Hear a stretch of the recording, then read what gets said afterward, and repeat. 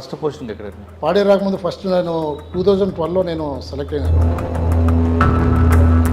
చెప్తున్న ప్రాంతంలో రంగురాల కోసం వెళ్ళిన కొంతమంది మట్టి పల్లెల కూలిపోయి చనిపోయిన సంఘటనలు కూడా ఉన్నాయి. అవి 2016 ముందు ఆ సంఘటనలు జరిగాయి. ఆ తర్వాత నుంచి అప్రమత్తమై ఎక్కడ ఇటువంటి ఇష్యూస్ జరగకుండా జాగ్రత్త పడ్డాం. దాన్ని అరికట్టడంలో మీరు దాన్ని ఆపుకొని ₹1 కోటి వరకు యాక్షన్ తీసుకొచ్చారు. ఆయన స్మగ్లర్ మీకు ఊరుకోడు కదా, వాటి నుంచి థ్రెట్ వచ్చి ఉంటుంది. అందరూ స్మగ్లర్లు అట్లాగే ఉండదు, మనకు అంత ప్రమాదం అయితే ఉండదు అక్కడ ఎక్సైజించుకోవడానికి. ఒకవైపు నుంచి జంతువుల వైపు దాడిని రావచ్చు, లేదా మీరు అన్నట్టు స్మగ్లర్స్ అందరూ మంచి వాళ్ళు కదా, కొంతమంది చెడ్డవాళ్ళు ఉండొచ్చు. ఇటువంటి ఇష్యూ వచ్చినప్పుడు దాన్ని ఎలా షార్ట్అవుట్ చేయాలి? కానీ ఇప్పుడు వెపన్ లేకపోయినప్పుడు కూడా మా విధులు మేము నిర్వర్తించాలి, అర్థమయ్యేదాకా ప్రయత్నం చేద్దాం. మన యొక్క చట్ట ప్రకారం మనం మన చర్యలు తీసుకుందాం. మాబ్ ఉన్నప్పుడు మాత్రం అర్థం చేస్తాం. మాబ్ ఉన్నప్పుడు ఖచ్చితంగా మనం సమయం పాటించాలని చెప్పి. కానీ జంతువుల నుంచి రక్షించుకోవడానికి ఏం చెప్తారు మీరు? ఒక్కొక్క జంతువు ఒక్కో విధంగా ప్రవర్తిస్తుంది. సో ఆ జంతువును బట్టి ఏరియాలో ఎక్కువ ఉండేది ఎలుగుబంటి. అది చాలా తెలివైంది, చాలా ప్రమాదకారి కూడా. అటువంటి ఎలుగుబంటి నుంచి మనం కాపాడుకోవాలంటే మీ స్టాఫ్కి ఇచ్చే టిప్స్ ఏంటి? పిల్లలు ఉన్నప్పుడు ఎవరైనా ఏ యానిమల్ కూడా, ఈవెన్ పిల్లి కూడా టైంలో మనకి ఒకసారి ఎలుగుబంటి చూసినప్పుడు మన మైండ్ బ్లాంక్ అయిపోతుంది. కొద్దిగా మనం మైండ్ అప్లై చేస్తే అక్కడ అందరి ప్రాణాలు కాపాడగలం. సార్ మ్యాన్ పవర్ సరిపోతుందా మీకు? సరిపోతుందంటే ఉండే వాళ్ళతో మనం చేయించాలి, వాళ్ళు కూడా కొంత చేస్తారు. అడవిని చూడాలనుకున్న వచ్చే వాళ్ళకి మీరు ఇచ్చే మెసేజ్ ఏంటి? ఒకటి. రెండోది, ఈ డిపార్ట్మెంట్కి రావాలనుకున్న ఆస్పిరెంట్స్కి మీరు ఇచ్చే సూచన? ఇటుపక్క ప్రాంతాల్లో వైల్డ్ లైఫ్ కొద్దిగా తక్కువగా ఉంది. ఇప్పుడిప్పుడే ఒక టైగర్ ఒక చోట 6 months ఉందంటే దానికి సూటబుల్ హ్యాబిటాట్ ఉన్నట్టు అక్కడ. అంటే మీకున్న అబ్జర్వేషన్లో ఎక్కువ ఏమున్నాయండి? అన్ని రకాలుగా ఉన్నాయి, కానీ వాటిని ఎక్స్ప్లోరేషన్ అనేది ఖచ్చితంగా చేయాలి. దాని మీద కొద్ది స్పెషల్ ఫోకస్ పెట్టి మనం చేయగలిగితే చాలా ఉపయోగం ఉంటుంది. కానీ వచ్చిన వాళ్ళందరూ కూడా ప్లాస్టిక్ ఎక్కువ వాడతారు, తర్వాత వేరే వేరే డిస్టర్బెన్స్ అయితే దాన్ని కంట్రోల్ చేయడానికి మరి మీరు ప్లాన్ ఆఫ్ యాక్షన్? దానికి ముఖ్యంగా ప్లాస్టిక్ కంట్రోల్ కోసం ముఖ్యంగా చాలా చర్యలు తీసుకుంటాం. వాళ్ళు ఎంట్రీ అయ్యేటప్పుడే మనకి ప్లాస్టిక్ బాటిల్ మనం వెళ్లకుండా ఆపేస్తాం. Welcome to crime diaries. ఈ వారం మన గెస్ట్ ఫారెస్ట్ డిపార్ట్మెంట్లో అవుట్ స్టాండింగ్ ఆఫీసర్గా పనిచేస్తున్న ఓ వ్యక్తి. పేరు వినోద్ కుమార్ గారు, డిఎఫ్ఓ పాడేరు. పాడేరు అనగానే ఒకవైపు పర్యాటక కేంద్రం కనిపిస్తుంది, మరోవైపు పక్కనే ఏఓపి ద్వారా నక్సల్స్ మూవ్మెంట్ కూడా కనిపిస్తుంది. కానీ ఇక్కడ అడవుల సంరక్షణ అనేది ఏ విధంగా జరుగుతుంది? తెలంగాణ రాష్ట్రంలో ఉన్నట్లుగా పోడు భూమి సమస్య లేకపోయినా ఇక్కడ మరో సమస్య కనిపిస్తుంటుంది. ఆ సమస్య ఏంటి? ఇక్కడ ఉన్న రైతులకు కానీ ఇక్కడ ఉన్న గిరిజనులకి అడవిని కాపాడుకోవాలనే ఆలోచన ఎందుకు వచ్చింది అనే అంశాలతో పాటు ఇప్పుడు పాడేరులో అడవిల అభివృద్ధికి ఏం చేస్తున్నారు, నర్సరీ ఏ విధంగా అభివృద్ధి అవుతుంది, చెక్ డ్యామ్స్ ఎలాగున్న విషయాల్ని సార్ నేను తెలుసుకున్నాను. సార్ నమస్తే అండి. నమస్తే సార్. సాధారణంగా అడవి అనగానే అడవిని కాపాడుకోవాలనే ఆలోచన కొంతమందికి ఉంటే, అసలు అడవి అనేది మద కాదు, అడవి అనేది మొత్తం ప్రజలది, దీన్ని కాపాడుకోవాలి, దీని వైపు దాడులు చేయకూడదు, దీన్ని నరకకూడదని భావించే ప్రజలు మరికొన్ని రాష్ట్రాలు ఉంటారు. కానీ కొన్ని రాష్ట్రాల్లో, తెలంగాణ రాష్ట్రం లాంటి రాష్ట్రంలో అడవి అనగానే అది ఆదాయం వనరుగా భావించి పక్క రాష్ట్రాలు రావడం, దానికి వ్యవసాయం చెట్టులు నరికి పోడు భూములు వ్యవసాయం చేయడం, దీన్ని ఆక్రమించుకోవాలి అనుకుంటే భావించే వాళ్ళు మరికొంతమంది ఉంటారు. అది కూడా ఆక్రమించుకోవడం వాళ్ళ కుటుంబాల కోసం కాకుండా వేలకు వందల ఎకరాలకు ఆక్రమించుకుంటారు. కానీ ఇక్కడ ఆంధ్రప్రదేశ్లో పాడేరు తీసుకుంటే అటువంటి సమస్య ఉందా లేదా? ఒకటి, మీరు అన్నట్లుగా గతంలో ఇది ఒక ఎస్టేటు, ఆ ఎస్టేట్లకు ఎలాగుండేవారు, ఇప్పుడున్న ప్రజలు దాన్ని అడవిని కాపాడుకోవాలి, అడవి మీద ఆధారపడ్డ వాళ్ళు దానికి వెళ్ళుకున్నారు. ఇక్కడ పాడేరు అనగానే చాలా మంచి టూరిస్ట్ ప్లేస్ కాబట్టి దీనికి ఆ ఫారెస్ట్కి, టూరిస్ట్ ప్లేస్కి ఫారెస్ట్కి లింక్ కనిపిస్తుంటుంది. ఆ లింక్ని ఇంకా ముందు తీసుకురావడానికి మీరు ఏం చేస్తున్నారు? అన్నిటికన్నా ఇంపార్టెంట్ ఏఓబి నక్సల్స్ మూవ్మెంట్. నక్సల్కి టార్గెట్ ఫారెస్ట్ డిపార్ట్మెంట్ కాకపోయినా మీ ద్వారా ఇన్ఫర్మేషన్ వస్తుందని వాళ్ళు భావిస్తుంటారు. మీరు లోపలికి వెళ్ళినప్పుడు మాకు చెప్పకుండా వెళ్తుంటారు, వాళ్ళతో అన్నలతో ఎక్కువగా సంబంధాలు పెట్టుకుంటారు. ఫారెస్ట్ డిపార్ట్మెంట్ అంటే పోలీసులు భావిస్తుంటారు. ఈ ఇద్దరు మధ్యన మీ డిపార్ట్మెంట్ ఎలా నలిగిపోతుంది? ఈ ప్రశ్న సమాధానం చెప్పే ముందు వినోద్ కుమార్ గారు, అడవికి ఎందుకు రావాలనుకున్నారు, ఫారెస్ట్ డిపార్ట్మెంట్ ఎందుకు రావాలనుకున్నారు? అంటే మీకు గ్రామీణ ప్రాంతం పరిచయం ఉందా, లేదా అర్బన్ నుంచి వచ్చారా? లేదు బై చాయిస్ వచ్చారా, బై ఛాన్స్ వచ్చారా? సో నేను మాది నెల్లూరు జిల్లా సంగం గ్రామం. సో గ్రామీణ నేపథ్యం మాదంతా కూడా. అంటే మీకు అక్కడ అడవి ఏం లేదండి? అడవులేమో ఉండవు కానీ మీకు ఎక్కడో శేషాచలం కనిపిస్తుంది అంతే కదా. కానీ చిన్న కొండలు గుట్టలు అయితే ఉండేవి. ఇంత డీప్ కనిపిస్తుంది, డీప్ ఫారెస్ట్ అయితే లేదు. సో నేను చదువుకునే రోజుల్లో కాంపిటేటివ్ ఎగ్జామ్స్కి ప్రిపేర్ అవుతున్నప్పుడు, యూపీఎస్సీ సివిల్స్కి ప్రిపేర్ అవుతున్నప్పుడు ఈ ఎగ్జామ్స్ కూడా రాయడం జరిగింది. దాంట్లో సెలెక్ట్ అయ్యి ఈ ఉద్యోగంలో రావడం జరిగింది. సో మీరు అడిగినట్లుగా పాడేరు ఫారెస్ట్ అనేది ఏంటంటే మనకి ఈ ఈస్టర్న్ ఘాట్స్. పాడేరు రాకముందు ఎక్కడ పనిచేస్తారు? ఫస్ట్ పోస్టింగ్ ఎక్కడ? పాడేరు రాకముందు ఫస్ట్ నేను 2012లో నేను సెలెక్ట్ అయినాను.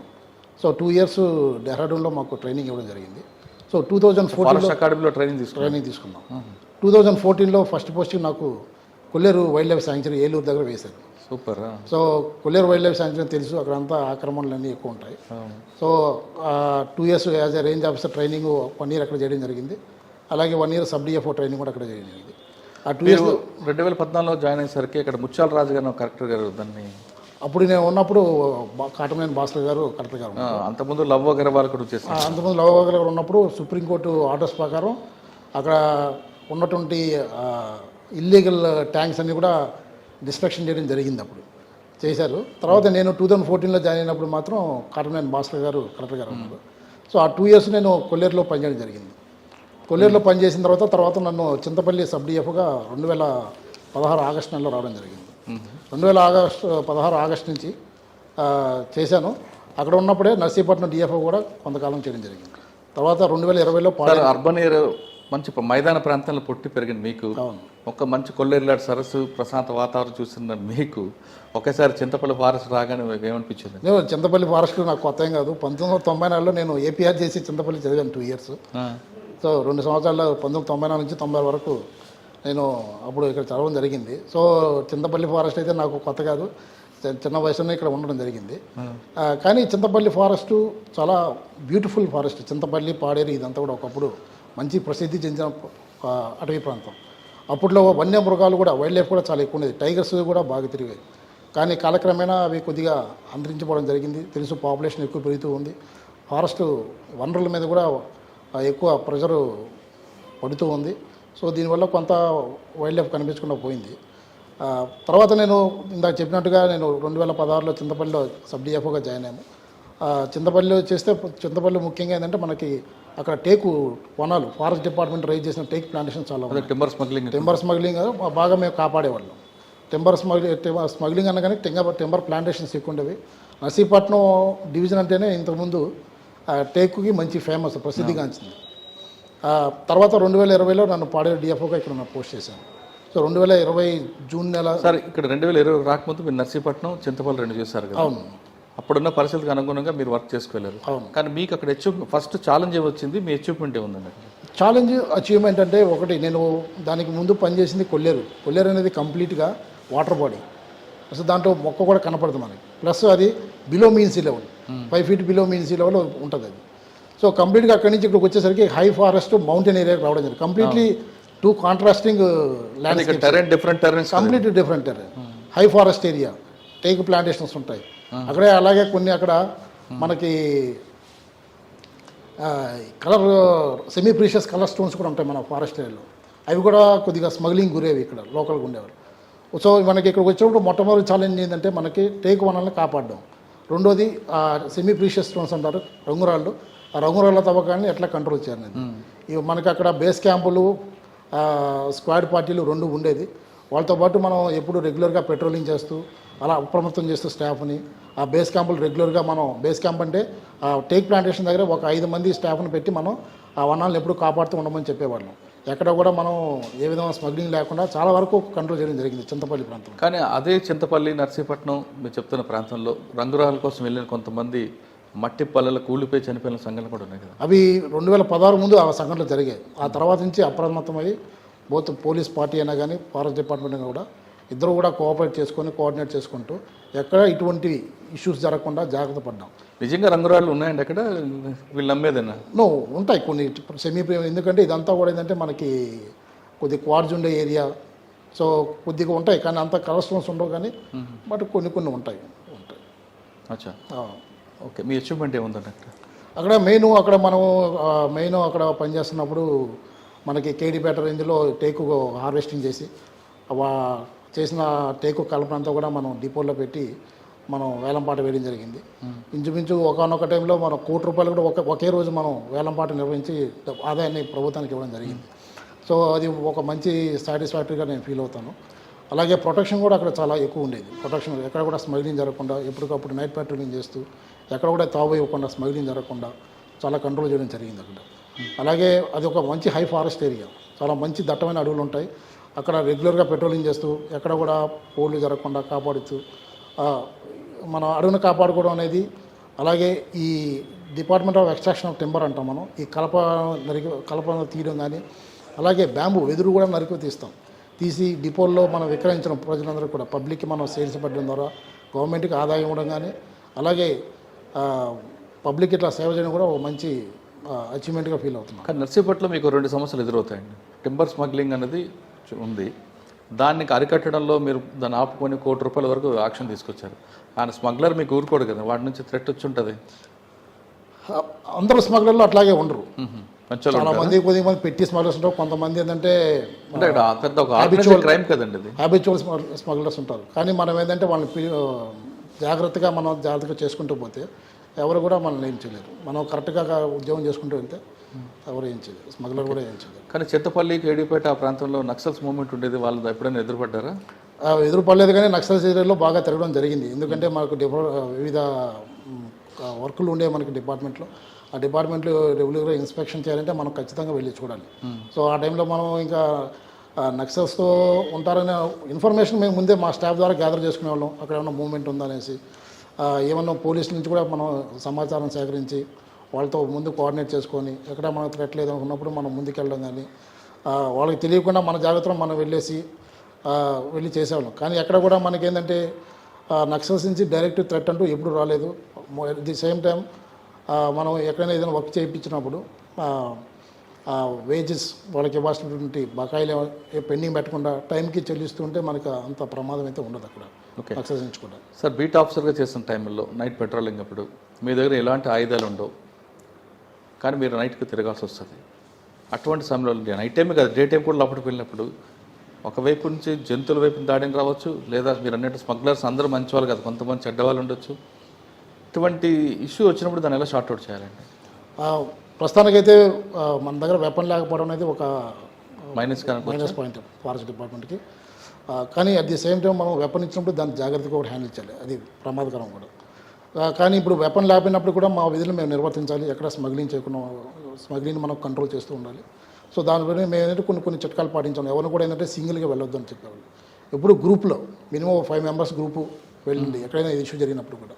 ఒక్కోసారి ఎంకరేజ్మెంట్ ఎవిక్ చేయించాలి. ఆ టైంలో మనకి ప్రజలే మన మీద ఎదురు తిరుగుతారు. సో అటువంటి సందర్భాల్లో మనం ఏం చెప్తామంటే స్టాఫ్కి కొద్దిగా చాకచక్యంగా ప్రవర్తించండి, ఎందుకంటే ప్రజలు కొద్దిగా ఆవేశాలతో ఉంటారు అప్పుడు. సో ఆ టైంలో మనం కొద్దిగా సమయం పాటించి వాళ్ళకి అర్థమయ్యేటట్టు చెప్పాలి. ఏంటి నష్టం, రూల్ ఏంటి, చట్టం ఏం చెప్తుంది అని చెప్పి వాళ్ళు అర్థమయ్యేదాకా ప్రయత్నం చేద్దాం. తర్వాత దానితోటి మనం మన యొక్క చట్ట ప్రకారం మన చర్యలు తీసుకుందాం. ఏదంటే సార్ మీరు చెప్తున్నట్లు కొంతమంది అర్థం చేసుకుంటారు, మాబ్ ఉన్నప్పుడు మాత్రం అర్థం చేసుకుంటాం. మాబ్ ఉన్నప్పుడు ఖచ్చితంగా మనం సమయం పాటించాలని చెప్తాం. మాబ్ ఉన్నప్పుడు మనం ఆవేశంగా మాట్లాడడం అది అవదది.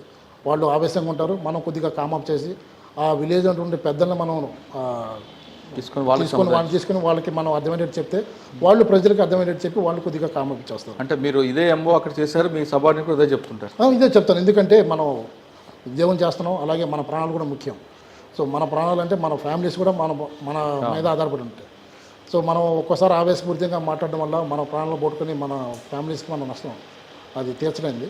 సో మనం ఏంటంటే కొద్దిగా స్మార్ట్గా ఆలోచించడం అని చెప్తాం. ఇప్పుడు కూడా ఆవేశంగా మాట్లాడితే వర్క్ అవుతుంది. ప్రెజెన్స్ ఆఫ్ మైండ్ ఉండాలి, కామ్గా మాట్లాడాలి. ఎప్పుడు కూడా గ్రూప్తో వెళ్ళమని చెప్తాను. ప్రజానాయకులు ఉన్నారు, లోకల్గా ఉండే నాయకులతో వాళ్ళని కాన్ఫరెన్స్లో తీసుకొని వాళ్ళకి మనం అర్థమయ్యేది చెప్తే వాళ్ళు మన మాట వింటారు. ఎందుకంటే మనం ఉద్యోగస్తులు, మన రూల్ ప్రకారం చట్ట ప్రకారం మేము ఉద్యోగం చేయాలి, వాటిని దాటి మనం చేయడానికి కుదరదు. ఓకే, సో సరే, ఇటు మీరు ఈ 2 సమస్యలు చెప్పారు, కానీ జంతువుల నుంచి రక్షించుకోవడానికి ఏం చెప్తారు? జంతువులను రక్షించుకోవాలంటే మనం ఒక్కొక్క జంతువు ఒక్కో విధంగా ప్రవర్తిస్తుంది. సో ఆ జంతువును బట్టి ముందుగానే మనం అక్కడ ఒక ఫారెస్ట్ ఏరియాలోకి వెళ్తున్నప్పుడు ఎప్పుడు కూడా మాకు ట్రైనింగ్లో చెప్పేది ఏంటంటే always a forest officers years and ice should be open. వాళ్ళు కళ్ళు ఎప్పుడు ఓపెన్ చేసి ఉండాలి, చెవులు ఎప్పుడు కూడా వింటుండాలి. సో ఎందుకు చెప్తారంటే నువ్వు వెళ్ళేటప్పుడు ప్రతిదీ గమనిస్తుండాలి. సో అంటే వెళ్తుంటావు, అక్కడ మనకి యానిమల్ సైన్స్ కొన్ని సంకేతాలు దొరుకుతాయి. అంటే దాని యొక్క డ్రాపింగ్స్ కానీ, యానిమల్ డ్రాపింగ్స్ కానీ, లేకపోతే దాని యొక్క పాద ముద్రలు అయితే కానీ, అది ఎక్కడైనా మనకు చెట్టు నమిలి తిన్నటువంటి గుర్తులు ఉంటాయి. ఆ గుర్తులు పట్టుకుని మనం వెళ్తూ ఉంటే అది ఫ్రెష్గా ఎన్ని రోజులు ఓల్డ్ ఏదైనా కానీ ఫ్రెష్గా ఉన్నప్పుడు మనం కొద్దిగా అలర్ట్ అవ్వాలి. ఫర్ ఎగ్జాంపుల్ ఎక్కువగా మనకి ఈ ఏరియాలో ఎక్కువ ఉండేది స్లాత్ బేర్, ఎలుగుబంటి ప్రమాదం. అది చాలా తెలివైంది, చాలా ప్రమాదకారి కూడా. సో అటువంటి ఎక్కువ వాటి నుంచి మనకి ఎక్కువ ఉన్నాయి. కార్నివర్స్ లైక్ లెపార్డ్ కానీ, టైగర్స్ కానీ ఇప్పుడు తక్కువ ఉన్నాయి. కానీ ఎక్కువ మనకి ఈ ఏరియాలో ఎక్కువ ఎలుగుబంటి ద్వారా ఎక్కువ ప్రమాదం ఉంది. సో ఆ ఎలుగుబంటి వాటి యొక్క పాదముద్రలు, దానికి యొక్క డ్రాపింగ్స్ కానీ, అంటే ఫేకల్ మ్యాటర్ కానీ అక్కడ ఉన్నాయి ఫ్రెష్గా. అలాగే లోకల్ విలేజెస్ కూడా మనకి ఇన్ఫర్మేషన్ ఇస్తారు. సార్ వాళ్ళు మేము చూసాము, అక్కడ ఎలుగుబంటి పిల్లలతో వెళ్తుంది చూసాము. ఇటువంటి ఉన్నప్పుడు ఇది కొద్దిగా అలర్ట్ చేసుకోవాలి. ప్లస్ ప్రతి వైల్డ్ యానిమల్కి ఒక పర్టికులర్ టైంలో తిరుగుతూ ఉంటుంది. Particularly evening and morning times విలేజెస్కైనా కానీ, మన స్టాఫ్కైనా కానీ, ఎక్కడికైనా వాళ్ళు వెళ్ళేటప్పుడు కానీ ఖచ్చితంగా ఈ ప్రికాషన్స్ ఆ టైంని అవాయిడ్ చేయమని చెప్తాం. యానిమల్ మూవ్మెంట్ జరిగే టైంలో అవాయిడ్ చేయండి, మిగతా టైంలో మీరు వెళ్ళి మీరు పొలం పనులు చేసుకోమని చెప్తాం. అలాగే మనం వెళ్ళేటప్పుడు ఏదైనా మినిమం మన స్టాఫ్ ఒక స్టిక్ చేతులు, వెపన్ లేకపోయినప్పుడు కానీ స్టిక్ అనేది చేతిలో పెట్టుకెళ్తే కొంతవరకు మనం ప్రాణాన్ని కాపాడుకోగలం. సో ఇటువంటి కొన్ని చిన్న చిట్కాలే. వెపన్స్తో మనం ఇచ్చేసి వెపన్ ఉన్నప్పుడు కూడా యానిమల్ మనం షూట్ చేయలేం. ఓకే, సో దాన్ని మ్యాక్సిమం అవాయిడ్ చేయమని చెప్తాం. అవాయిడ్ చేయకుండా మన మీదకి వచ్చినప్పుడు మాత్రం కొద్దిగా స్టిక్ను ఉపయోగించి మన ప్రాణాన్ని మనం కాపాడుకోమని చెప్తాం. సార్ ఇప్పుడు మీరు మనం స్మార్ట్గా చేయాలంటున్నారు. ఎలుగుబంటి స్మార్ట్గా ఉంటుంది. అటువంటి ఎలుగుబంటి నుంచి ఒక ఎదురు పడింది అనుకోండి, అటువంటి ఎలుగుబంటి నుంచి మనం కాపాడుకోవాలంటే మీ స్టాఫ్కి ఇచ్చే టిప్స్ ఏంటండి? అదే ముందు దాని యొక్క ఆ పరిసర ప్రాంతాల్లో తిరుగుతుందో లేదో తెలుసుకోవాలి. మనం ఒకవేళ తిరుగుతుంది అనుకున్నప్పుడు దాని టైమింగ్స్ మ్యాక్సిమం అవాయిడ్ చేయాలి. ఆ టైమింగ్స్ ఎక్కువగా పిల్లలు ఉన్నప్పుడే అదే చాలా ఫెరోషియస్గా ఉంటుంది. పిల్లలు ఉన్నప్పుడు ఎవరైనా ఏ యానిమల్ కూడా, ఈవెన్ పిల్లి కూడా మనకి పిల్లలు ఉన్నప్పుడు అది చాలా ఫెరోషియస్గా ఉంటుంది. సో పిల్లలు ఉన్నప్పుడు ఏ వైల్డ్ యానిమల్ కూడా తన పిల్లల్ని కాపాడుకోవడానికి అది అటాక్ చేస్తుంది భయంతో, పిల్లల్ని ఏమైనా మనం హార్మ్ చేస్తామనే ఉద్దేశంతో. సో ఆ సమయంలో మ్యాక్సిమం మనం ఆ ఏరియాలో కొద్దిగా అవాయిడ్ చేయాలి, మ్యాక్సిమం వెళ్ళకుండా. ఒకవేళ వెళ్ళాల్సి వచ్చినప్పుడు మాత్రం డే టైంలో మనం వెళ్ళాలి ప్రయత్నం చేయాలి. ప్లస్ ఈ ఎలుగుబంటి ఉన్నప్పుడు దాని యొక్క నివాస గృహాలు ఉంటాయి. ముఖ్యంగా మనకి రాళ్లతో ఉన్నట్టు గుహల్లోనే ఎక్కువ ఉంటుంది అది, మిగతా చోట్ల. సో కొండపైన పీక్ ఉంటుంది, ఆ కొండపైన మనకి ఈ రాళ్ల గుట్టలు ఎక్కువ గుహలు ఉండే ప్రదేశం ఉంటుంది. సో అక్కడ మనం ఏంటంటే మనం మ్యాక్సిమం అవాయిడ్ చేయడం. ఇప్పుడు మనం వర్క్ చేస్తున్నప్పుడు కూడా ఆ కొంత ఏరియాను అంతవరకు వదిలేస్తాం, అక్కడ వర్క్ చేయకుండా మన యొక్క ఇంట్రూజన్ లేకుండా ఆ ఏరియాలో. సో దాన్ని ఆ విధంగా చదివితే దానికి ఏ విధంగా డిస్టర్బెన్స్ ఉండదు మ్యాక్సిమం. రెండోది మనం మనం కర్రలు పెట్టుకుంటాం, అట్లాగే సింగిల్గా వెళ్ళొద్దంటాం. ముఖ్యంగా ఎవరైనా లేడీ ఆఫీసర్లు ఉన్నారు అనుకోండి, వాళ్ళకి ముఖ్యంగా మనం ఒక 2-3 జంటల నుంచే మనం ఫీల్డ్కి పంపిస్తాం వెళ్ళినప్పుడు. సో ఏదైనా వచ్చినప్పుడు కూడా 2-3 ఉన్నా అది భయపడుతుంది యానిమల్.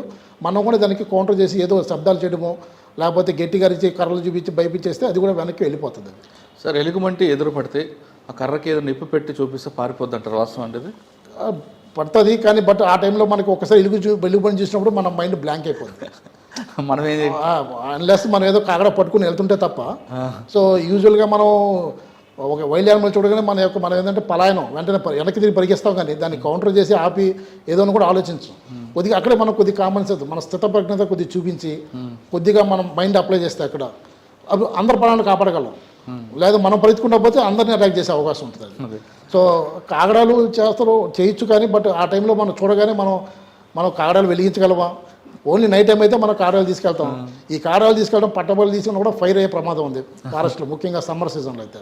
సో అందుకని మ్యాక్సిమం ఆ సమ్మర్ సీజన్లో మనం అవాయిడ్ చేస్తాం. రెండోది ఏంటంటే ఇక్కడ మనకి ఈ ఎలుగుబంట్లు ఎక్కువ ఈ పనసకాయల సీజన్లో ఎక్కువ బయటకు వస్తాయి తినడానికి. పనసపళ్ళు ఉంటాయి కదా, ఆ పనసపళ్ళ కోసం ఎక్కువ వస్తాయి. సో ఆ పనసపళ్ళు చెట్ల దగ్గరకు వస్తాయి. ఆ టైంలో మనం దానికి ఎదురుపడ్డా అది అటాక్ చేసే అవకాశం ఉంది. సో పర్టికులర్ ఈ పీరియడ్ ఎక్కువ like June to July, August, ఈ నెల, ఈ 3 months మనకి ఇంతకుముందు కూడా ఎక్కడైనా కేసులు రిపోర్ట్ అయింది ఈ టైంలోనే. ఎందుకంటే ఈ పనసపళ్ళు తినడానికి, ఈ మామిడి పళ్ళు ఉంటాయి, ఈ మామిడి పళ్ళు తినడానికి ఎక్కువ వస్తుంది. సో ఆ టైంలో కొద్దిగా జాగ్రత్తగా ఉండమని విలేజెస్కి కొద్దిగా అవేర్నెస్ క్రియేట్ చేయడం, మన స్టాఫ్ను కూడా కొద్దిగా అలర్ట్గా ఉండమని చెప్పడం జరుగుతుంది. ఓకే సార్, నర్సీపట్నం నుంచి ఇప్పుడు పాడేరు వచ్చారు. పాడేరు 4 సంవత్సరాలు. అవును. ఇక్కడ మీకు మెయిన్ ఛాలెంజ్ ఏమొచ్చింది? మెయిన్ ఛాలెంజ్ ఏంటంటే ఇక్కడ మనకి ఇందాక చెప్పినట్టుగా పాడేరు ఉండే అడవులంతా కూడా ఒకప్పుడు మనకి ఎస్టేట్స్, ఇంతకుముందు జమీందారీ ఎస్టేట్లు ఉండేవి. మనకి ఇక్కడ 2 రకాల ఎస్టేట్లు ఉండేవి, Madugula estate and Pachipenta estate. Pachipenta, Saluru Pachipenta. Pachipenta estate. So మనకి ఇప్పుడు పాడేరు డివిజన్ కొత్తగా రీఆర్గనైజ్ అయింది. రీఆర్గనైజ్ అయిన తర్వాత కొంత ఏరియా యాడ్ అయింది. అనంతగిరి మండలం అంతా కూడా యాడ్ అయింది. ఇంతకుముందు అనంతగిరి మండలం ఉండే ఫారెస్ట్ అంతా కూడా విశాఖపట్నం డివిజన్ కింద ఉండేది. రీఆర్గనైజేషన్ అయిన తర్వాత మన డివిజన్ ఏరియా కూడా పెరిగింది. రీఆర్గనైజేషన్ ముందు 1,04,000 హెక్టార్లు ఉండేది. రీఆర్గనైజేషన్ అయిన తర్వాత 1,95,000 హెక్టార్లు ఇప్పుడు అయింది, ఏరియా పెరిగింది. సో ఈ ఏరియా పెరిగినా కూడా ఎక్కడి నుంచి సార్ మీకు ఇప్పుడు పాచిపెంట అంటే అరకు అరకు మన కింద అనంతగిరి పార్వతీపురం నుంచి మీకే వస్తుందా? పార్వతీపురం ఆ జిల్లా సరిహద్దు నుంచి మనకి ఇక్కడ ఇదంతా వచ్చేస్తుంది. అంటే చింతూరు వరకు? నో ఇక్కడ మనకి ఇప్పుడు జీ మోడల్ వరకు వస్తుంది. సో ఇది అల్లూరు సీతారామరాజు జిల్లా అనేది స్టేట్లోనే ఫారెస్ట్ ఏరియా చాలా ఎక్కువ. మొత్తం 8 లక్షల హెక్టార్లు ఉంది. సో 8 లక్షల హెక్టార్లు ఈ టెరైన్లో ఒక ఆఫీసర్ మేనేజ్ చేయడం కొద్దిగా కష్టమైంది అడ్మినిస్ట్రేషన్ పాయింట్ ఆఫ్ వ్యూలో. అందుకని ఏం చేశారంటే దీన్ని 4 డివిజన్లు చేశారు. మనకి ఇక్కడ ఈ జిల్లాలో 4 ఫారెస్ట్ డివిజన్లు ఉన్నాయి. 1 పాడేరు, 2 చింతపల్లి, 3 రంపచోడవరం, 4 చింతూరు.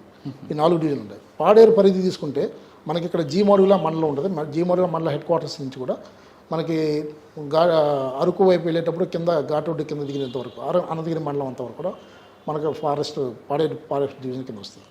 సో ఇందాక చెప్పినట్టుగా ఈ 2 జమీందారీ ఎస్టేట్లు ఉండేవి.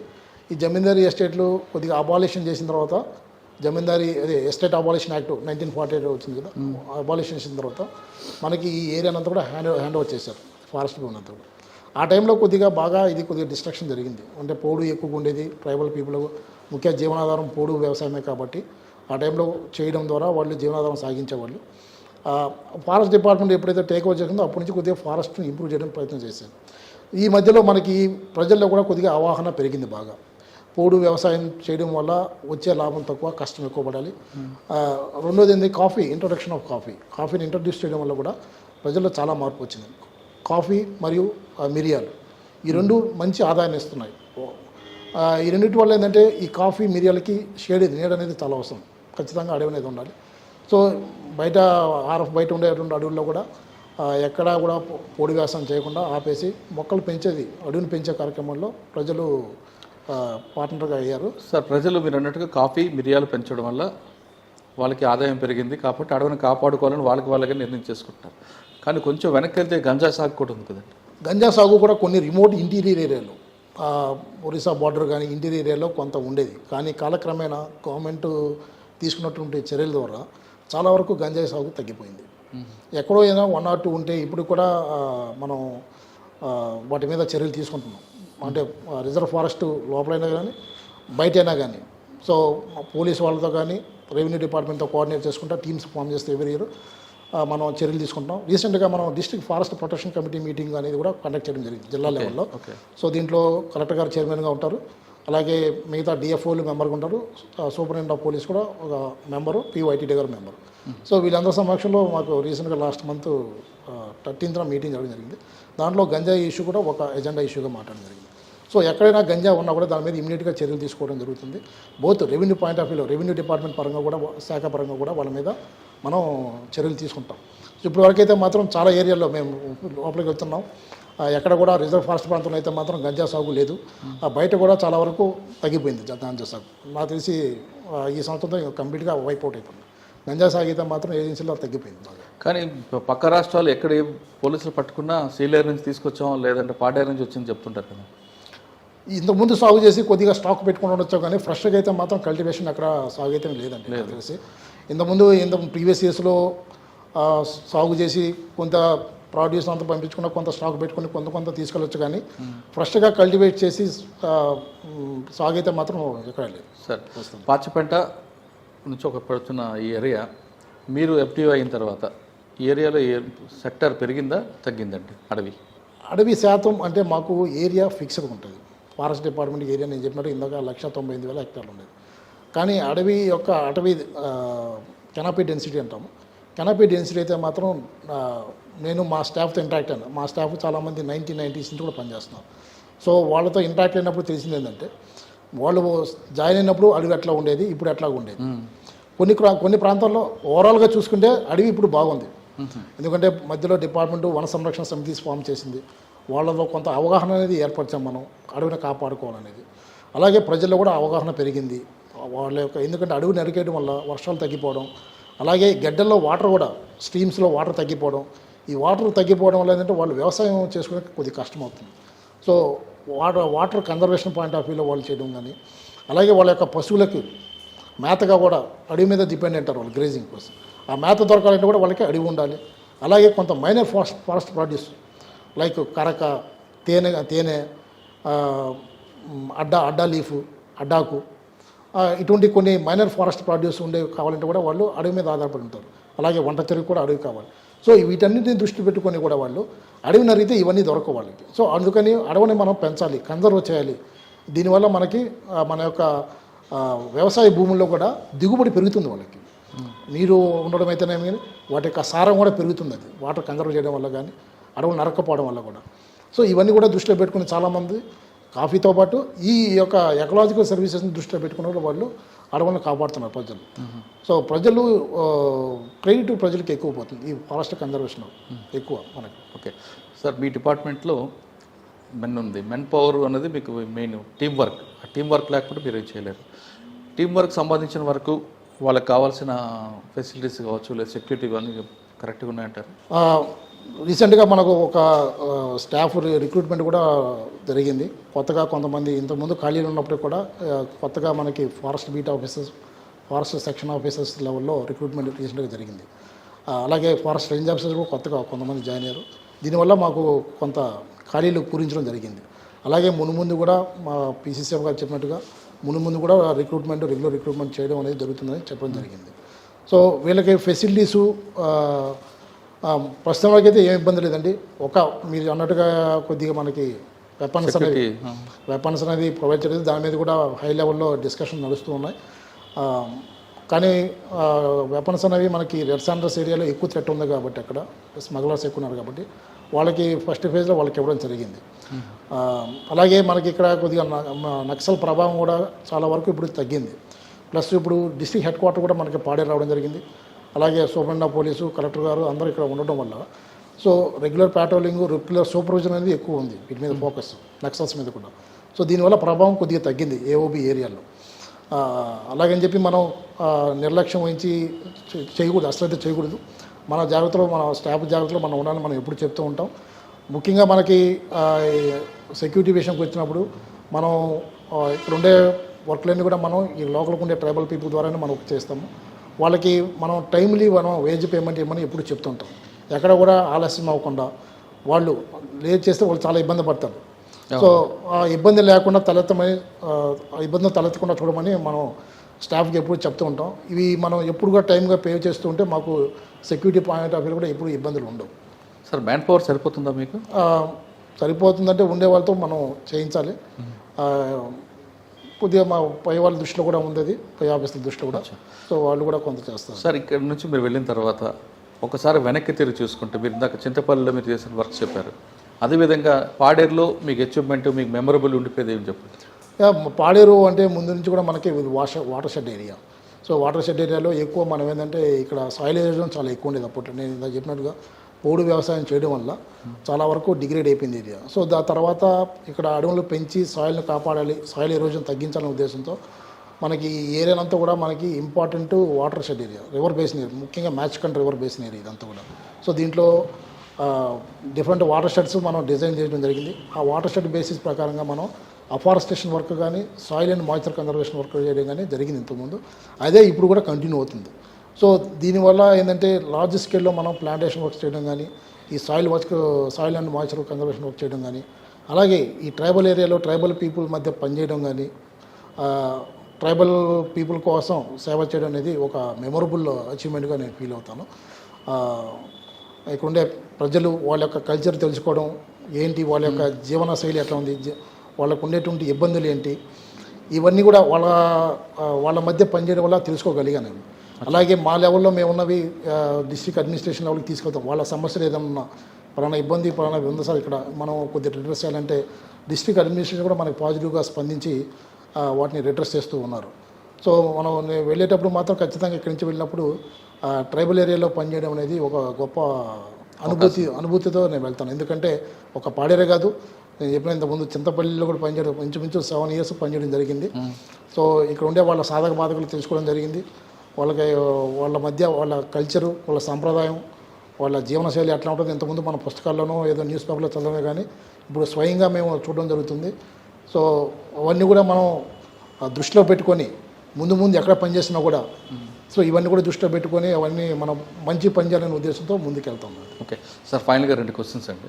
ఒకటి, ఫారెస్ట్ చూడాలి అంటే అడవిని చూడాలనుకున్న వచ్చే వాళ్ళకి, అడవి అనగానే కేవలం జంతువులు ఉంటే వాటి చూడడానికి వస్తా అని భావించే వాళ్ళకి మీరు ఇచ్చే మెసేజ్ ఏంటి? ఒకటి. రెండోది, ఈ డిపార్ట్మెంట్లోకి రావాలనుకున్న ఆస్పిరెంట్స్కి మీరు ఇచ్చే సూచన ఏంటి? ఫస్ట్ వైల్డ్ లైఫ్ అనుకునేది అంటే మనకి ఇటుపక్క ప్రాంతాల్లో వైల్డ్ లైఫ్ కొద్దిగా తక్కువగా ఉంది. ఇప్పుడిప్పుడే ఫారెస్ట్ కన్జర్వ్ చేయడం వల్ల వైల్డ్ లైఫ్ మళ్ళీ పెరుగుతుంది. ఇప్పుడు రీసెంట్గా మనకి టైగర్ ఇక్కడ మూమెంట్ ఉంది. ఇక్కడ మనకి అనంతగిరి మండలంలో, అనంతగిరి మన ఏఎస్ఆర్ డిస్ట్రిక్ట్ విజయనగరం డిస్ట్రిక్ట్ బౌండరీలో 2 tigers, male and female tigers తిరుగుతున్నాయి. అవి పాస్ట్ 6 months నుంచి తిరుగుతున్నాయి. అంటే అదొక ఇండికేషన్. ఒక టైగర్ ఒక చోట 6 months ఉందంటే దానికి సూటబుల్ హ్యాబిటాట్ ఉన్నట్టు అక్కడ. ఓకే, సో అదొక గొప్ప ఇండికేషన్ మనకు కూడా ఫారెస్ట్ పెరుగుతుందనే దానికి ఒక మంచి నిదర్శనం అది కూడా. అంటే సార్, మేల్ ఫిమేల్ తిరుగుతుందా మీరు ఎవరైనా మీ డిపార్ట్మెంట్ సైట్ చేస్తారా, లేదా సీసీ కెమెరాలు రికార్డ్ అయింది? విలేజెస్ సైట్ చేయడం జరిగింది. అలాగే మేము కెమెరా ట్రాప్స్ పెట్టి కూడా మేము ఫోటో తీయడం జరిగింది. వాటి యొక్క పాదముద్రలు మేము ఎప్పుడు రెగ్యులర్గా మానిటర్ చేస్తూ ఉన్నాం. సో వాటి పాదముద్రలు గమనిస్తున్నాం. వాటి మూవ్మెంట్ విలేజెస్ మాకు ఇన్ఫర్మేషన్ ఇస్తున్నారు. ఇన్ఫర్మేషన్ నెట్వర్క్ పెట్టాం. దానికి ఎవరు హామ్ చేయకుండా, అది విలేజెస్కి హామ్ చేయకుండా కూడా చర్యలు తీసుకుంటూ ముందుకు వెళ్తున్నాం. సో ఇవన్నీ కూడా ఏంటంటే మనకు అదొకటి.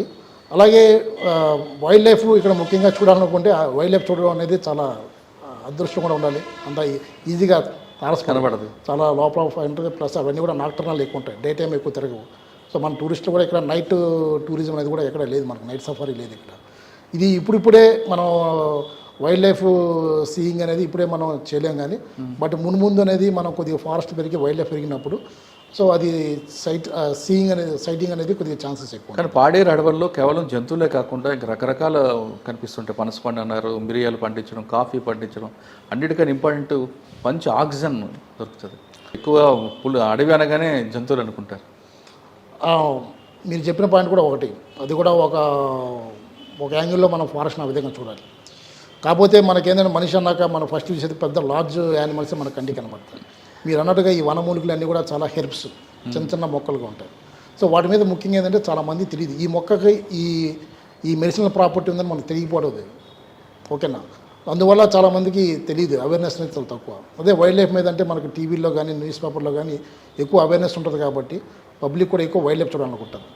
కానీ ఈ Paderu forest division eastern Ghats కూడా మంచి మీరు చెప్పిన వనమూలికలకి మెడిసినల్ ప్లాంట్స్ కూడా మంచి ఒక హాట్స్పాట్ లాంటిది ఇక్కడ కూడా.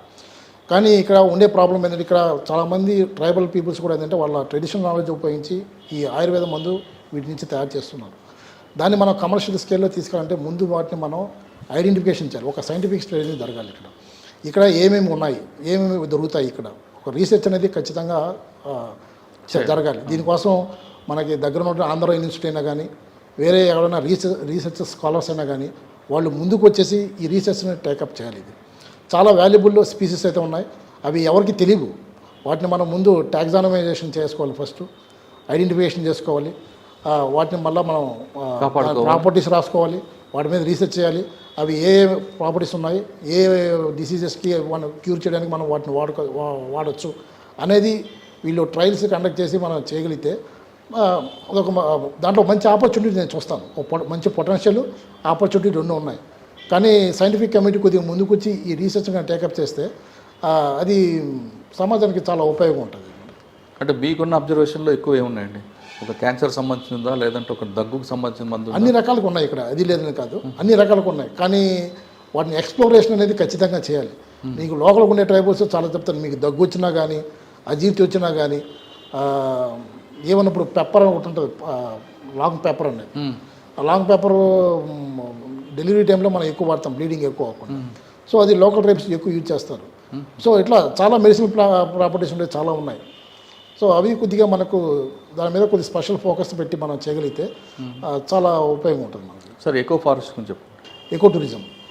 సో ఈ సంవత్సరం మనం ఏంటంటే మొత్తం ఒక రాష్ట్రం అంతా కూడా ఫారెస్ట్ డిపార్ట్మెంట్ ఎకో టూరిజం అనే ఒక ఇనిషియేటివ్ని తీసుకోవడం జరిగింది.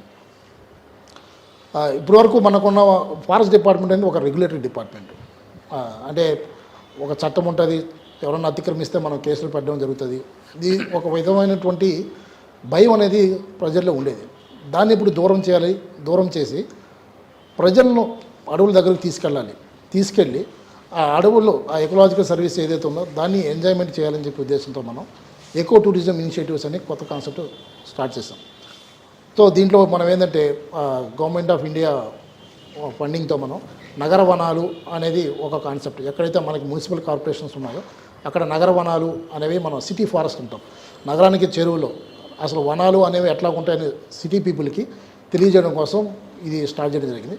అలాగే నగర వనాలు వీటితో పాటు మనం ఎకో టూరిజం ఇనిషియేటివ్ ఎక్కడైతే మనకి ఈ టూరిజం పొటెన్షియల్ ఉందో, ముఖ్యంగా అరకు కానీ పాడేరు కానీ ఈ ఫారెస్ట్ ఎక్కువ ఉండే ఏరియాల్లో eco tourism tourist flow footfall ఎక్కడైతే ఎక్కువ ఉందో అక్కడ ఎకో టూరిజం ఇనిషియేటివ్స్ తీసుకోవడం జరిగింది. ఈ విధంగా మనం మన యొక్క పాడేరు డివిజన్లో మనం రెండు ప్రదేశాలు ఐడెంటిఫై చేయడం జరిగింది ప్రస్తుతానికి. ఒకటి అరకులో ఒకటి ఉంది, 2 అనంతగిరి రేంజ్లో రెండోది ఉంది. సో ఈ ముందు అరకు ఏంటంటే అరకులో మనకి తెలుసు ఇది దేశవ్యాప్తంగా కూడా మంచి ఫేమస్ టూరిస్ట్ డెస్టినేషను. ఇక్కడికి మన ఆంధ్రప్రదేశ్ నుంచే కాకుండా వెస్ట్ బెంగాల్ నుంచి కానీ మిగతా రాష్ట్రాల నుంచి కూడా చాలామంది టూరిస్టులు వస్తూ ఉంటారు. సో వాళ్ళకు ఒక యూనిక్ ఎక్స్పీరియన్స్ ఇవ్వాలనే ఉద్దేశంతో మనం ఎకో టూరిజం అనేది ఒకటి స్టార్ట్ చేస్తాం అరకులో. ఈ అరకు కూడా ఏంటంటే మనం ఫండింగ్ కూడా కార్పొరేట్ సోషల్ రెస్పాన్సిబిలిటీ కింద బయట కార్పొరేట్ సంస్థ నుంచి మనం ఫండింగ్ తీసుకోవడం జరిగింది. 70 lakhs వరకు మనం శాంక్షన్ జరిగింది ఈ సంవత్సరం. సో ఈ 70 lakhsతో మనం ఏంటంటే ముఖ్యంగా వచ్చే టూరిస్టులకి బేసిక్ ఫెసిలిటీస్ అక్కడ లైక్ ఒక కాఫెటేరియా, వాష్రూమ్, ఆ ఏరియాని సెక్యూర్ చేసిన ఒక ఫెన్సింగ్ అని, వాళ్ళు కూర్చోడానికి సిట్టింగ్ బెంచెస్ అయితేనేమి, చిల్డ్రన్ ప్లే ఏరియా కానీ, అలాగే ఈ సంవత్సరానికి మనం టెంటెడ్ అకామిడేషన్ ఒకటి ప్లాన్ చేస్తున్నాం. వచ్చే టూరిస్టులకి టెంటెడ్ అకామిడేషన్ టూరిస్ట్ సీజన్కి, వాష్రూమ్స్ కానీ, అలాగే కొన్ని వ్యూ పాయింట్లు అయితేనేమి, కొన్ని ఫోటో ఫ్రేమ్స్ అయితే కానీ, ఈ విధంగా కొద్దిగా ఒక స్కేల్లో వాచ్ టవర్స్ కూడా పెడుతున్నారు. వాచ్ టవర్ ఈ సంవత్సరం పెట్టలేదు, ఫోటో ఫ్రేమ్స్ అనేసి మనం పెడతాం. మంచి వ్యూ పాయింట్ లాగా పెట్టి వాళ్ళు ఫొటోస్ తీసుకోవడానికి అయితేనేమి. మనకి అక్కడ మంచి పైన్ ట్రీస్ ఉన్నాయి ఆ లొకేషన్లో. ఈ పైన్ ట్రీస్ కోసం ఇంతకుముందు అక్కడ షూటింగ్ కూడా జరిగాయి, అక్కడ చాలా సినిమా షూటింగ్ కూడా జరిగేవి అక్కడ. సో ఫోటో షూటింగ్స్ కానీ అయితేనేమి, ప్రీ వెడ్డింగ్ షూట్స్ అయితేనేమి, వాటన్నిటి కూడా అది చాలా ఐడియల్ లొకేషన్. సో ఆ లొకేషన్ సెలెక్ట్ చేసుకుని మనం దాంట్లో ఈ ఫెసిలిటీస్ అన్ని క్రియేట్ చేస్తున్నాం. మనం ఇది ఒక 2-3 సంవత్సరాల ప్రాజెక్ట్ ఉంది. దాంట్లో ఈ సంవత్సరం అయితే మాత్రం మనం ముందు basic facilities, drinking water, cafeteria, ఇటువంటి కొన్ని చిన్న బేసిక్ ఫెసిలిటీస్ మనం అక్కడ ఎస్టాబ్లిష్ చేస్తున్నాం. సో అదేవిధంగా మిగతా మన అనంతగిరిలో కూడా మనకు చెక్ పోస్ట్ ఉంది. ఆ చెక్ పోస్ట్ వెనక టింబర్ డిపో ఉంది. ఆ డిపో ఏరియాలో కూడా మనం అక్కడ ఫారెస్ట్ ఉంటే అక్కడ చిన్న short trek 1 kilometre 1.5 kilometre trek ఫారెస్ట్లోకి తీసుకెళ్ళడం జరుగుతుంది. అక్కడే కొన్ని ఫెసిలిటీస్, మన పార్కింగ్ ఫెసిలిటీస్, కొంత కాఫెటేరియా. సో ఆ లొకేషన్ కూడా ఏంటంటే మనకి విశాఖపట్నం నుంచి వరకు వచ్చే ఎగ్జాక్ట్లీ మిడ్ పాయింట్. సో ఆ టూరిస్టులు ఎక్కడైనా వచ్చినప్పుడు అక్కడ వచ్చి కూర్చొని కొద్దిగా రిఫ్రెష్ అయ్యి వాష్రూమ్స్ అది యూజ్ చేసుకొని కొద్దిగా టీ, ఏమైనా స్నాక్స్ తీసుకొని కొద్దిగా కాసేపు రెస్ట్ తీసుకొని పిల్లలు ఆడుకోవడానికి కొద్దిగా మనం చిల్డ్రన్ ప్లే ఏరియా, అలాగే కొంతమంది ఎంతూసియాస్టులు ఉంటే మనకి అడవిలో అక్కడ ట్రెక్కింగ్ లాంటిది పెట్టేసుకొని అక్కడే ట్రెక్కింగ్ చేసేటప్పుడు వాళ్ళకి బాటనైజేషన్, ఏ ట్రీ స్పీసీస్ ఇది, దీని యొక్క విలువ ఏంటి, దీని సిగ్నిఫికెన్స్ ఏంటి అనేది అక్కడ మనం వాళ్ళకి చెప్పడం కానీ, ఇది అలాగే కొన్ని నర్సరీస్ కూడా పెడతాం, ఇంటిగ్రేటెడ్ నర్సరీస్. అంటే అక్కడ కొన్ని పూల మొక్కలు కానీ నర్సరీలు పెంచడం జరుగుతుంది. ఆ నర్సరీలు వచ్చినప్పుడు వాళ్ళు అక్కడ మనం పర్చేజ్ తీసుకుని వెళ్ళొచ్చు. ఆ ఫెసిలిటీస్ ఇటువంటి మినిమం ఫెసిలిటీస్ మనం ఇక్కడ క్రియేట్ చేసి ఎకో టూరిజం ఇనిషియేటివ్స్ స్టార్ట్ చేయడం జరుగుతుంది. ఇది ముందు కూడా పెద్ద స్కేల్లోకి వెళ్ళొచ్చు. సార్, అడవిలోకి మీరు జనానికి అలౌ చేస్తున్నారు ఇప్పుడు ఎకో టూరిజం పేరు మీద, కానీ వచ్చిన వాళ్ళందరూ కూడా ప్లాస్టిక్ ఎక్కువ వాడతారు, తర్వాత వేరే డిస్టర్బెన్స్ అయితే దాన్ని కంట్రోల్ చేయడానికి మరి మీకు ప్లాన్ ఆఫ్ యాక్షన్? దానికి ముఖ్యంగా ప్లాస్టిక్ కంట్రోల్ కోసం ముఖ్యంగా చాలా చర్యలు తీసుకున్నాం. ముఖ్యంగా ఎకో టూరిజం ఇనిషియేటివ్లు అయితే వాళ్ళు ఎంట్రీ అయ్యేటప్పుడే మనకి ప్లాస్టిక్ బాటిల్ మనం వెళ్లకుండా ఆపేస్తున్నాం. వాళ్ళు మన దగ్గర ఎక్కువ ప్లాస్టిక్ ఏదైనా ఉన్నప్పటికీ అదంతా కూడా మన దగ్గర ముందు డిపాజిట్ చేస్తారు. ఆ డిపాజిట్ చేసి మనం వాళ్ళకి ఒక water bottle, steel water bottle, ఏదైనా వాటర్ బాటిల్ మనం వాళ్ళకి ప్రొవైడ్ చేసి వాళ్ళ దగ్గర ఏదైనా అడ్వాన్స్ సెక్యూరిటీ డిపాజిట్ కలెక్ట్ చేసుకొని చేస్తాం. సో మనం ఎంట్రీ దగ్గరే మనం ప్లాస్టిక్ అనేది రాకుండా మనం చూస్తున్నాం. ఈ ఎకో టూరిజమ్స్ ఎక్కడైతే ఉన్నాయో వీటన్నిటి కూడా మనం ప్లాస్టిక్ ఫ్రీ జోన్స్గా కూడా డిక్లేర్ చేయడం జరుగుతుంది. సో ఎక్కడ కూడా ప్లాస్టిక్ అనేది కంట్రోల్ చేస్తున్నాం. ఇదే విధంగా ఒక ఎకో టూరిజంలోనే కాకుండా ఈ ఫారెస్ట్ ఏదైతే ఉందో పాడేరు ఫారెస్ట్ మొత్తం మనకు అరకు, విశాఖపట్నం నుంచి అరకు వచ్చే రూట్లు అయితేనేమి, అలాగే విశాఖపట్నం నుంచి పాడేరుకు వచ్చే ఘాట్ రోడ్ అయితేనేమి, అలాగే నర్సీపట్నం నుంచి లంబసింగి వచ్చే ఘాట్ అయితేనేమని, ఇవన్నీ కూడా ప్లాస్టిక్తో టూరిస్ట్ వచ్చేటప్పుడు ప్లాస్టిక్తో నిండిపోయిండేది. దానికి డిస్ట్రిక్ట్ అడ్మినిస్ట్రేషన్తో కూర్చొని మేము ఈ సంవత్సరం కొన్ని చర్యలు తీసుకున్నాం. సో ఈ దారి వెంబట ఉండే అంతా ప్లాస్టిక్ అంతా కలెక్ట్ చేసి మనం లోకల్ ట్రైబల్ పీపుల్ ఎంగేజ్ చేసుకొని మనం 2 months వరకు కూడా మొత్తం కలెక్ట్ చేసి క్లీన్ చేయడం జరిగింది. ఇది ఒక శానిటేషన్ డ్రైవ్ టేకప్ చేసాం లాస్ట్ ఇయర్. సో అది ఈ సంవత్సరం కూడా మనం డిస్ట్రిక్ట్ కలెక్టర్ గారితో మనం మాట్లాడి డిసిషన్ తీసుకున్నాం. ఈ సంవత్సరం కూడా కొద్దిగా లార్జ్ స్కేల్లో అది టేకప్ చేయబోతున్నాం. ముఖ్యంగా ప్లాస్టిక్ని కంట్రోల్ చేయడానికి మనం వెళ్ళే రూట్లో టోల్ గేట్ కూడా ఒకటి పెట్టడం జరుగుతుంది. ఐటీడీ ద్వారా టోల్ గేట్ ఏర్పాటు చేస్తున్నాం. ఆ టోల్ గేట్లో వాళ్ళు తెచ్చుకునే సామాన్తో పాటు ప్లాస్టిక్ సామాన్ ఏముందో మొత్తం వెరిఫై చేసి అక్కడే పైకి రాకుండా కంట్రోల్ చేయడానికి ఏర్పాట్లు చేస్తున్నాం అది. సో ఈ సంవత్సరం అయితే మాత్రం ప్లాస్టిక్ చాలా వరకు మనకి పాడేరు, అరకు ఈ టూరిస్ట్ ప్లేసెస్లో చాలా వరకు తగ్గుతుంది. ఓకే సార్, మీరు అరకు అనంతగిరి చెప్తున్నారు, కానీ ఇక్కడ చాలా ఇష్యూస్ ఉన్నాయంట. ఇంకా వేరే వేరే ప్లేసులు లంబసింగి ఒకటి, వంజంగి, గాలికొండ ఇటువంటి ప్రాంతాలకు వెళ్ళడానికి అక్కడ ఉన్న వాళ్ళకి మీరు ఏమైనా సదుపాయాలు కల్పిస్తారా? ఖచ్చితంగా అక్కడ కూడా నేను మా పాడే డివిజన్లో ఉండేటువంటి ఈ 2 ప్లేసులు చెప్పాను. కానీ కంప్లీట్గా ఏఎస్ఆర్ జిల్లాలో ఉండే మిగతా టూరిస్ట్ ప్లేసెస్లో కూడా డిస్ట్రిక్ట్ అడ్మినిస్ట్రేషన్తో మేము కోఆర్డినేట్ చేసుకుంటూ లంబసింగి కానీ అన్ని చోట్ల కూడా ఎక్కడ కూడా ప్లాస్టిక్ లేకుండా వాళ్ళకు మినిమం ఫెసిలిటీస్ క్రియేట్ చేయడానికి, సో ఎక్కడ కూడా ఫారెస్ట్ కన్జర్వేషన్ యాక్ట్ వైలేషన్ జరగకుండా, సో అక్కడ వాళ్ళకి మినిమం ఫెసిలిటీస్ క్రియేట్ చేస్తూ, ఓకే అలాగే ప్లాస్టిక్ని కంట్రోల్ చేస్తూ ఎటువంటి మిస్హ్యాప్స్ జరగకుండా కూడా అన్ని చర్యలు తీసుకుంటున్నాం. కానీ కొంతమంది ఆ ప్రాంతంలో వేరే వేరే యాక్టివిటీస్ చేయడానికి ఇష్టపడుతుంటారు. అటువంటి వాళ్ళకి మీరు అటువంటి వాళ్ళు ఎవరు కూడా ఇటువంటి ఇల్లీగల్ యాక్టివిటీస్ ఎవరిని కూడా మనం ఎంకరేజ్ చేయము. అవన్నీ కంప్లీట్గా ప్రొహిబిటెడ్ ఆ ఏరియాస్లో. అలాగే ఇప్పుడు రంపచోడవరం తీసుకుంటే గుడిస అనే ఒక మంచి ఏరియా ఉంది. అది కూడా చాలా ఫ్రజైల్ ఎకో సిస్టమ్. అక్కడ కూడా మనం చెక్ పోస్ట్ పెట్టేసి ప్లాస్టిక్ వెళ్లకుండా కంట్రోల్ చేయడం జరుగుతుంది.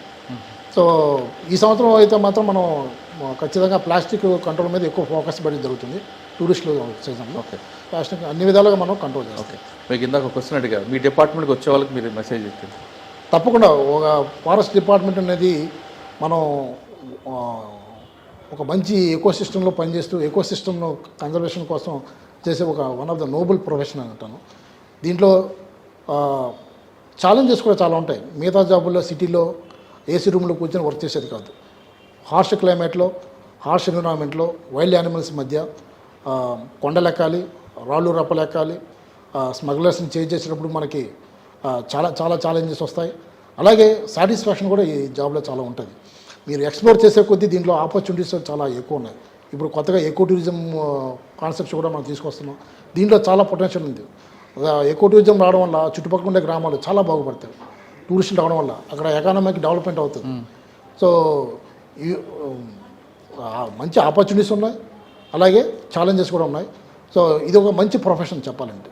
కొత్త యంగ్స్టర్స్ రావచ్చు. ప్రకృతి ప్రేమికులందరూ ఖచ్చితంగా ఫారెస్ట్ డిపార్ట్మెంట్ రండి అంటున్నారు వినోద్ కుమార్ గారు.